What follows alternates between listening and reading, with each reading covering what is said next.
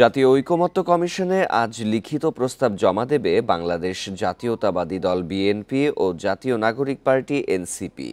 আর এই প্রস্তাব দুপুর 12:30টায় বিএনপি ও দুপুর 2টায় জমা দেবেন দল দুটির প্রতিনিধিরা। এ নিয়ে আরও কথা বলতে আমাদের সাথে যোগ দিচ্ছেন বিএনপি চেয়ারপারসনের উপদেষ্টা জয়নুল আবদিন ফারুক। জনাব জয়নুল আবদিন ফারুক, আপনাকে স্বাগত জানাচ্ছি। শুরুতে জানতে চাই, জাতীয় ঐকমত্য কমিশনে আজকে বিএনপি তাদের লিখিত প্রস্তাব দিতে যাচ্ছে, এখানে কোন কোন বিষয়গুলোতে জোর দেয়া হবে?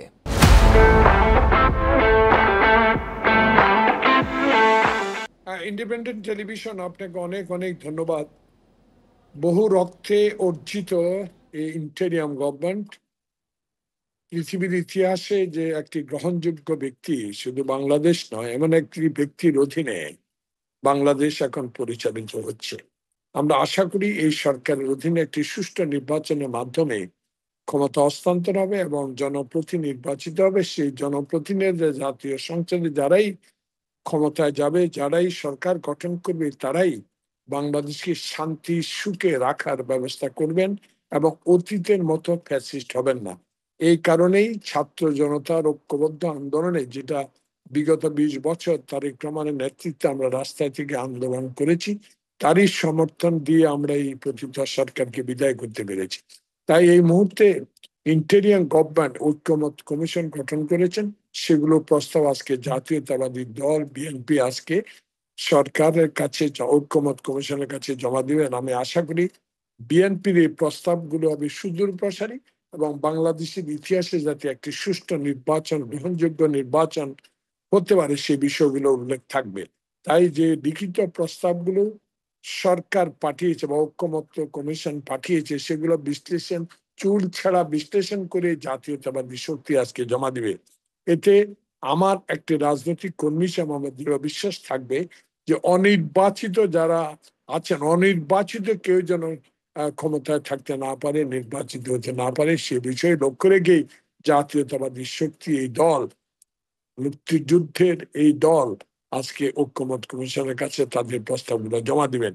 ইতিমধ্যে আমরা এই রাজনৈতিক অঙ্গনে বহু তাপ উত্তাপ পরিলক্ষিত হচ্ছে নির্বাচনকে নিয়ে। আমাদের নেতার স্পষ্ট বক্তব্য, জাতীয় ঐক্যমত না হলে দেশে ফ্যাসিস্টের বিরুদ্ধে সংগ্রাম করা কঠিন ছিল। এখনো একটি সুষ্ঠু নির্বাচন জন্য জাতীয় ঐক্য প্রয়োজন। সেই কারণে আজকে বাংলাদেশ জাতীয়তাবাদী দলের আপনার সংবাদে যেটা প্রকাশিত হয়েছে, সালাউদ্দিন আহমদ নেতৃত্বে একটি প্রতিনিধি দল ঐক্যমত কমিশনের কাছে আমাদের এই প্রস্তাবগুলো জমা দেবেন। জনাব জয়নুল আবদিন ফারুক, আরেকটি বিষয় জানতে চাই যে বিএনপির নিজেদেরও তো 31 দফা রাষ্ট্র সংস্কারের পরিকল্পনা রয়েছে, আজকের প্রস্তাবে সেই বিষয়টি কতটুকু ভূমিকা রাখতে পারে? হাসিনার রক্ত চক্ষু উপেক্ষা করো, আমাদের নেতা তারেক রহমানের নেতৃত্বে আমরা সেদিন 31 দফা সংস্কার জাতির সামনে উপস্থাপন করেছি। নিশ্চয়ই আমার দল, মুক্তিযুদ্ধের দল, জিয়াউর রহমানের দল, খালেদা জিয়ার দল, তারেক রহমানের বর্তমান নেতৃত্বের সুসংগঠিত দল এমন একটি প্রস্তাব সরকারের কাছে বা ঐক্যমত্য কমিশনের কাছে দিবেন, যেটা 31 দফার ভিত্তিতে হবে। কারণ সংস্কার নিয়ে যে আলোচনা সমালোচনা বাংলাদেশে এখন চলছে, এগুলো তো আমরা আগেই হাসিনার সময় আমরা এই সংস্কারগুলো দিয়েছি।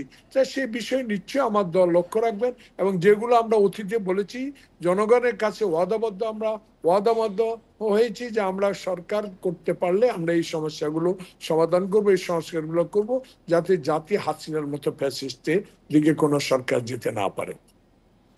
জনাব জয়নুল আবদিন ফারুক, আপনাকে অসংখ্য ধন্যবাদ আমাদের সাথে যোগ দিয়ে আলোচনায় থ্যাংক ইউ।